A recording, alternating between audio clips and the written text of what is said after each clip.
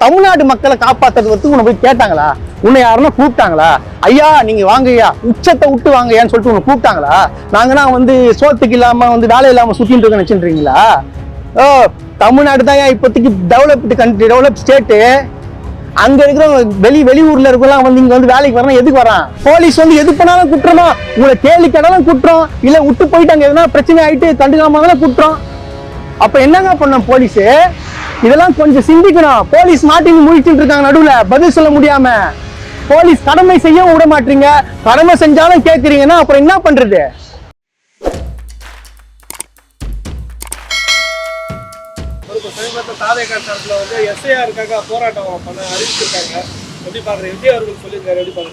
கரெக்டா 16ஆம் நாள், அதாவது அங்க அனௌன்ஸ்மெண்ட் பண்ணி கரெக்டா 16ஆம் நாள் தான் பண்றாரு. உங்களுக்கு புரிய நினைக்கிறேன் எதுக்கு சொல்ல வரேன்னு சொல்லிட்டு.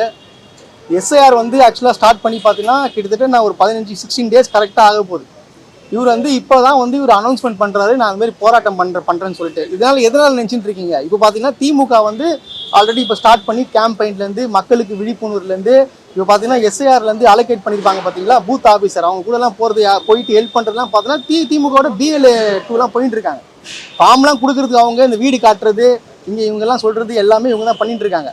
இப்போ வரைக்கும் யாராச்சும் டிவிகே மெம்பர் யாராச்சும் BLA 2 ஒர்க் பண்ணுறாங்களா யாருன்னா பார்த்தீங்களா நீங்கள்? யாருமே இருக்க மாட்டாங்க. இவங்க மட்டும் தான் பண்ணிட்டு இருக்காங்க. இப்போ திடீர்னு ஒரு போராட்டம் வெடிச்சு பண்ண போகிறாங்க. 16ஆம் தேதி மிகப்பெரிய போராட்டம் வெடிக்க போகுதுன்னு சொல்கிறாங்க. அங்கே போயிட்டு விஜய் என்ன பற்றி பேச வரதுப்பா? திமுக பற்றி தான் பேச போகிறாரு. அதாவது அனௌன்ஸ்மெண்ட் பண்ணது எஸ்ஐஆர், ஆனால் பார்த்தீங்கன்னா பேச போகிறது எதை பற்றி? திமுக பற்றி தான் பேசுவார்.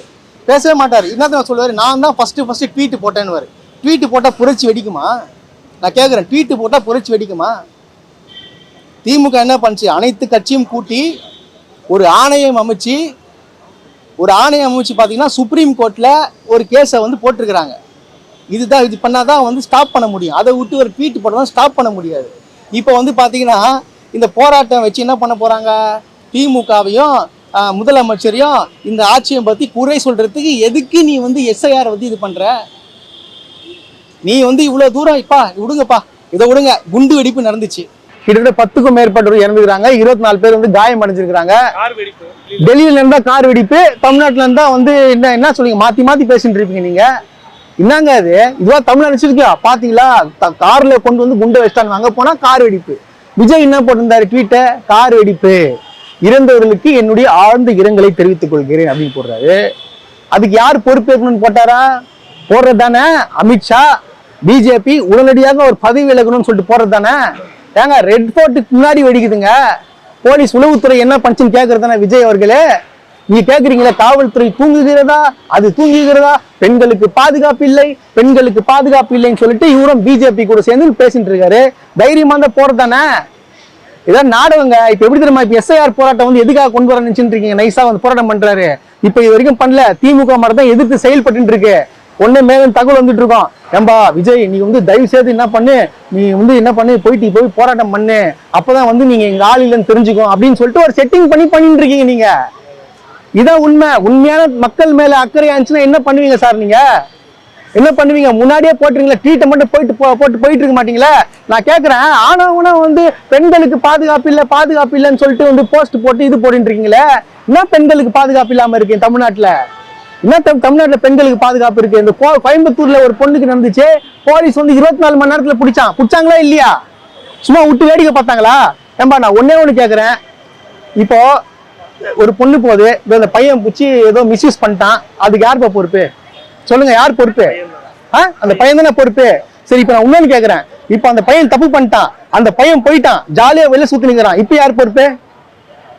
கவர்மெண்ட், காவல்துறை பொறுப்பு. கரெக்டா? ஆனா காவல்துறை 24 மணி நேரத்துல பிடிக்கிறாங்களா இல்லையா? அப்ப அரசாங்கம் செயல்படுதா இல்லையா? போலீஸ் செயல்படுதா இல்லையா? ஆனவங்க எதனா ஒரு பெண்ணுக்கு எதனா எவ்வளவு ஒரு திருட்டு பையன் புறம்போக்கு இருக்குதாங்க செய்வான். அதுக்காக எல்லாத்துக்கும் டிஎம்கே தான் காரணம் சொல்லுவீங்களா நீங்க? எப்படி? ஏங்க நான் ஒன்னே சொல்லட்டுமாங்க, இந்த பாலியல் குற்றங்கள் அந்த குற்றங்கள் நடக்குது ஒரு மனிதனுடைய சுய கட்டுப்பாடு இருக்கணும். அந்த சுய கட்டுப்பாடோட இருந்தானா எந்த பிரச்சனையும் நடக்காது. நீங்க என்னதான் இந்த போலீஸை போட்டு என்ன பண்ணாலும் எவனா ஒருத்தன் தவறு செய்வதான் நினைப்பான். ஒருத்தன் எப்ப மனசுக்குள்ள நான் தவறு செய்யக்கூடாது நினைக்கிறேனோ அப்பதான் குற்றங்கள் ஒழியும். ஃபர்ஸ்ட் புரிஞ்சுக்கோங்க என்ன எது என்ன லா அண்ட் ஆர்டர் ப்ராப்ளம் என்னன்னு சொல்லிட்டு புரிஞ்சுங்க. பெண்களுக்கு மிகப்பெரிய பாதுகாப்பா இருக்கு. அதனாலதான் வந்து இங்க முக்காவாசி பெண்கள் சென்னையில வந்து என்ன வேலை பாக்குறாங்க, நைட் ஷிஃப்ட் தாங்க போயிட்டு இருக்காங்க, பாதுகாப்பு இல்லாம போயிட்டு இருக்காங்க. எவனோ ஒரு பண்றதுக்காக வந்து இவ்வளவு பிரச்சனை பண்றீங்க. நார்த் இந்தியாலாம் எவ்வளவு பெண்கள் வந்து பாதுகாப்பு இல்லாம என்னென்ன ஆயிட்டு இருக்கு, எத்தனை பேர் அசால்ட்டா ரேப் பண்ணிட்டு போறாங்க, அந்த மாதிரி நடந்துட்டு இருக்கு. வீடுக்குள்ளே வந்து பண்றாங்க ரேப்லாம் அசால்ட்டா. இங்க அப்படி பண்ண முடியுமா? அதெல்லாம் வந்து மிகப்பெரிய ஒரு பேசுங்க, அரசியல் பண்ணுங்க, ஆனா சில்லத்தனமான அரசியல் எல்லாம் பண்ணக்கூடாதுங்க. ஏங்க இதை விடுங்க, நான் ஒண்ணு வரேன் இந்த மேட்ருக்கு. இப்போ என்ன சொன்னீங்க, அந்த கோயம்புத்தூர்ல ஒரு பொண்ணுக்கு வந்து இந்த மாதிரி ஒரு பிரச்சனை ஆயிடுச்சுன்னு சொன்னீங்க. பிரச்சனை ஆயிடுச்சு, பெண்களுக்கு பாதுகாப்பு இல்லைன்னு சொன்னீங்க. அவங்க வந்து ஏர்போர்ட் பின்னாடி பேசினாங்க. இதுவா போலீஸ் அங்க போயிட்டு, ஏம்மா இந்த டைம்ல உங்களுக்கு என்ன வேலை நீங்க கேட்டிருந்தா என்ன சொல்லுவீங்க? இதே மாதிரி ஒரு வாட்டி சொன்னீங்க, ஞாபகம் இருக்கா? மெரினா பீச்னு நினைக்கிறேன். அங்க வந்து ஒரு பெண்ணும் ஒரு பையனை வந்து நைட்டு 12:30 மணி உட்காந்து பேசிட்டு இருக்கான். அங்க வந்து பிரச்சனைக்குரிய இடம். ஒரு போலீஸ் போய் கேட்கறான், ஏமா இங்க உட்காரன்னு கேட்கறான். அதுக்கு என்ன கேட்டாங்க, நீ எப்படி நீ கேட்கலாம், என் கூட இருக்கிற பத்தி நெடி விசாரிக்கலாம், உனக்கு யாரு ரைட்ஸ் கொடுத்தது, உட்கார கூட சட்டம் இருக்கா, ஏன் என்ன கேக்குறீங்க, எவ்வளவு டாரியூ கேட்கறன்னு சொல்லிட்டு போலீஸ வந்து கேட்கறாங்க ஒரு அட்வொகேட். அப்போ போலீஸ் வந்து எது பண்ணாலும் குற்றமா, உங்களை கேள்வி கேட்டாலும் குற்றம், இல்ல விட்டு போயிட்டாங்க எதுனா பிரச்சனை ஆயிட்டு கண்டுக்காம குற்றம்.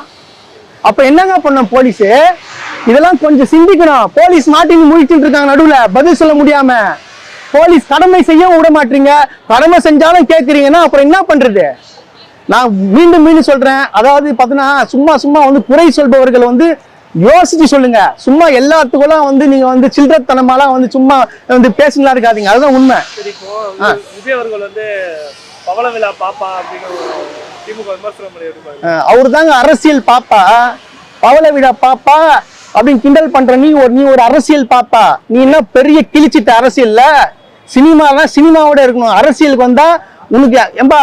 நான் கேக்குறேன், அவர் ஒருத்தர் பேசினாரு, செந்தில்வேல் சார் பேசினாரு. ஆக்சுவலா நான் பேட்டி பார்த்தேன் நானு.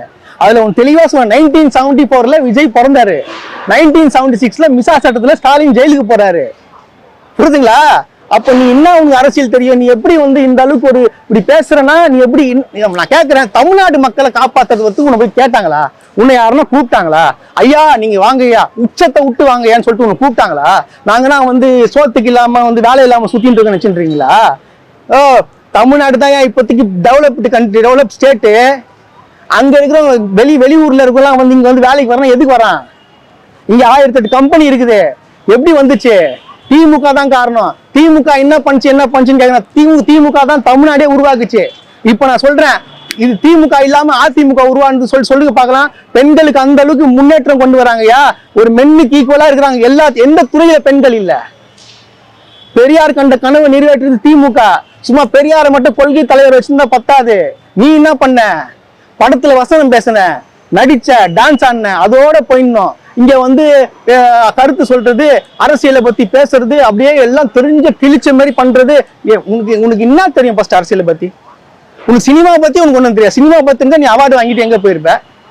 ஃபர்ஸ்ட் சினிமாவை கத்துக்கோயா. நீயே சூப்பர் ஸ்டார்ன்ற, நீயே சிஎம்ன்ற, உன்னை அவனா சொன்னா சிஎம்னு என்னோட ரசிகர்களை வந்து ஏமாத்தின்னு இருக்க, இக்கால இளைஞர்களை ஏமாத்தின்னு இருக்க. நாங்க இவ்வளவு தூரம் நாங்க பேசுறோம், என்ன பண்ணோம் தெரியுமா? அவன் வந்து அவனை தப்பா பேசுறான்னு சொல்லிட்டு எங்களை அசிங்கமா திட்டுவான், வீடியோ எல்லாம் போட்டுன்னு இருக்கானுங்க. ஆனா நான் அவங்களுக்காக தான் பேசுறேன்றது தெரியல. ஒரு நடிகனை நம்பி போகாதீங்கன்னு சொல்றேன் நானு. இப்போ இந்த ஜனநாயகன் பாட்டு கச்சேரி பாட்டு வந்துச்சுல்ல, அது வியூஸ் எல்லாம் கம்மி ஆயிடுச்சுன்றாங்க. ஆமாங்க, பக்கா வியூஸ் கம்மி ஆயிடுச்சு. நான் கேக்குறேன், 2 மில்லியன் எப்படி ஒரு 2 ஹவர் 20 மில்லியன் ஆகும் வியூஸ் யூடியூப்ல? அது ஸ்கிரீன்ஷாட் எடுத்து போட்டிருக்காங்க பக்காவா. இது வந்து பாட்டில வந்து இது பண்ணிருக்காங்க, வியூஸ் ஏத்திருக்காங்கன்னு சொல்லிட்டு போடுறாங்க. அதாவது டைமிங்கோட போடுறாங்க. இந்த செகண்ட்ல இவ்வளவு வியூ இருக்கு பாருங்கன்னு சொல்லிட்டு பக்காவா போடுறான். அது எப்படி நடக்கும்னு கேட்க தெரியல. ஏன்னா பாட்டு நல்லா இல்லைன்றாங்க. நான் கேட்டேன், இந்த பாட்டு ஒரு பாட்டு வந்துச்சே, அது நல்லாவே இல்லைன்றாங்க. அது எப்படி போச்சுன்னு சொல்லிட்டு ஒண்ணுமே புரியல. என்ன பாட்டு அது? என்ன பாட்டு? தளபதி கச்சேரின்னு இருக்கு. அதுதான் கச்சேரி மாதிரி இல்லையே. எங்க கச்சேரி கொண்டாடுங்க நீங்க? ஏங்க பாட்டே பார்த்துன்னு வச்சுக்கோங்க, பழைய பாட்டுங்க. அதுக்கு சரிப்பா, அதை உடுப்பா. உன்னதான் கலாய்க்கிறாங்களா? யாரையும் பார்த்து காப்பி அடிக்கூடாதுன்னு சொல்லிட்டு கலாய்க்கிறாங்களா? அது ஏன் அவன் தெலுங்கு படம், அந்த ஹீரோ பேர் என்னப்பா? ஒருத்தர் பேரு பாலையாவோட டான்ஸ் அப்படியே போட்டுக்கிற. நீ தான் மிகப்பெரிய டான்சர்ல, போய் அந்த ஆள் டான்ஸை காப்பி அடிப்ப. என்னப்பா ஒரு மனசாட்சி வேணாம்? கடைசி படம் அதாவது விஜயோடைய எல்லா படம் பார்த்தீங்கன்னா தெலுங்கு படத்தை தான் வந்து காப்பி அடிச்சு பண்ணுவாரு மகேஷ் பாபு. கடைசி படம் கூட தெலுங்கு படம். இது பகவத் கேசரி remake. பகவத் கேசரி தாங்க அது, பகவத் கேசரி தான். அதே டான்ஸ் அதே ஸ்டெப், அது எப்படி அதே ஸ்டெப் அது டான்ஸ் வரும் சொல்லுங்க? ஏன் வரும்? உனக்கு விஜய்க்கு டான்ஸருங்க அவரு, ஒரு பாலையா பார்த்துட்டு டான்ஸ் ஆடுறியா? இப்ப பராசக்தியோட வருது இல்ல படம், எப்படி இருக்கும் 9ஆம் தேதி பராசக்தி ஜனநாயகன் தேவையில்லாம ரிலீஸ் பண்றீங்க, நாங்க பார்க்க மாட்டோம் அப்படின்னு சொல்றாங்களா, அது எப்படி பாக்குறீங்க? நீ பார்க்கவே வேணாம்பா, நீ படம் பார்த்தா என்ன தெரியுமா சொல்லுவ, படம் நல்லா இல்லைன்னு சொல்லிட்டு போவ. நீ பார்க்கவே வேணாம், நீ உங்க விஜய் படம் மட்டும் போய் பாருங்க, ஒன்றும் பிரச்சனை இல்லை. படம் வந்து ஆட்டோமேட்டிக்கா படம் நல்லா இருக்கிற படம் ஓட போகுது.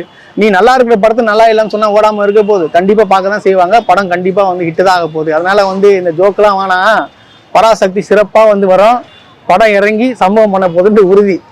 அந்த துப்பாக்கி கொடுத்தாரு பத்தியா, அந்த துப்பாக்கி அது வந்து பொம்மை துப்பாக்கி கண்டுபிடிச்சிட்டாப்புல சிவகார்த்திகேயன். நல்லா பண்ணிட்டாரு விஜய் கிட்ட, எப்பா நீ வச்சுக்கோ, ஒரிஜினல் துப்பாக்கி என்கிட்ட இருக்கு, இது டூப்ளிகேட் துப்பாக்கின்னு சொல்லிட்டு திருப்பி கொடுத்துட்டாரு. ஜனநாயகன் படம் சன் டிவி வாங்கியிருக்கிறதா சொல்றாங்க. இல்ல அது இன்னும் வந்து உறுதிப்படல. சன் டிவி வாங்கிச்சுன்னு சொன்னார்னா இவர் கொடுக்க கூடாது. இவரு தான் அந்த அளவுக்கு வீராப்பா இருக்காப்புல, கொடுக்க கூடாது. நீங்க தான் வாங்குறீங்க. ஆமா, நாங்களுக்கு எங்க காசே கிடையாது. அதனால வந்து சன் டிவி காசே இல்லப்பா. அதனால விஜய் படத்தாலதான் வந்து சம்பாதிக்காம்பா. படமே நல்லா இல்லைன்றாங்களாம்ப்பா ஜனநாயகன் படம். படம் பார்த்தவங்களாம் வந்து அப்செட்ல இருக்காங்களா, என்ன இந்த படத்தை எப்படி கொண்டு போறதுன்னு சொல்லிட்டு தெரியாம அப்செட்ல இருக்காங்களாம். அது தெரியல. படம் வந்து நல்லா இருந்துச்சுன்னா சந்தோஷம், கடைசி படம் இட்டுன்னு சொல்லிட்டு போயிடலாம். படம் நல்லா இல்லைன்னா என்ன பண்ணுவீங்க? இளைஞர்களுக்கு என்ன தேவைன்றதை வந்து கரெக்டா பண்ணிட்டு இருக்காங்க. இப்ப பாத்தீங்கன்னா திமுக சார்பா பாத்தீங்கன்னா வந்து அறிவு திருவிழான்னு ஒன்று நடத்துனாங்க. அதாவது புத்தக கண்காட்சி பிளஸ் வந்து கருத்தரங்கம். இளைஞர்கள்லாம் வந்து புத்தகத்தோடையும் சரி வரலாறும் பத்தி நிறைய பேசினாங்க, கருத்தரங்கம் நடந்துச்சு. ஆனா இந்த சைட்ல பார்த்தோன்னா அடுத்த நாளே பார்த்தோன்னா இந்த பாட்டு பத்தி தியேட்டர்ல வந்து போட்டாங்க.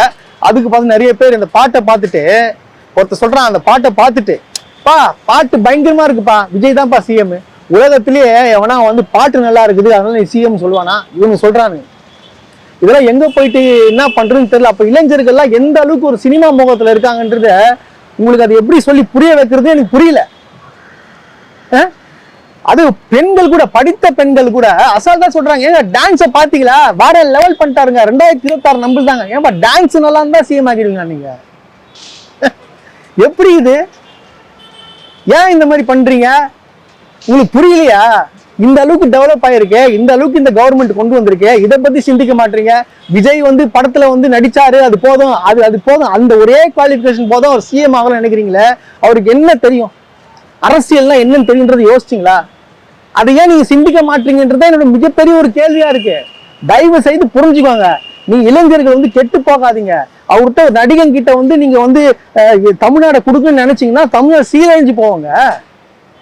நீங்க யோசிங்க, இந்த அளவுக்கு ஒரு தமிழ்நாடு டெவலப்மெண்ட் பண்ணிட்டு நீங்க வந்து ஒரு விஜய் கிட்ட வந்து நீங்க கொடுக்குறேன்னு சொல்றீங்களே, அதுக்கு ஒரு 5 நிமிஷம் நீங்க யோசிச்சு பாருங்க, நம்ம வந்து பண்றது சரியா தவறான்னு சொல்லிட்டு உங்களுக்கே புரியும். இதெல்லாம் வந்து தயவு செய்து வந்து இந்த மாதிரி பண்ணாதீங்க.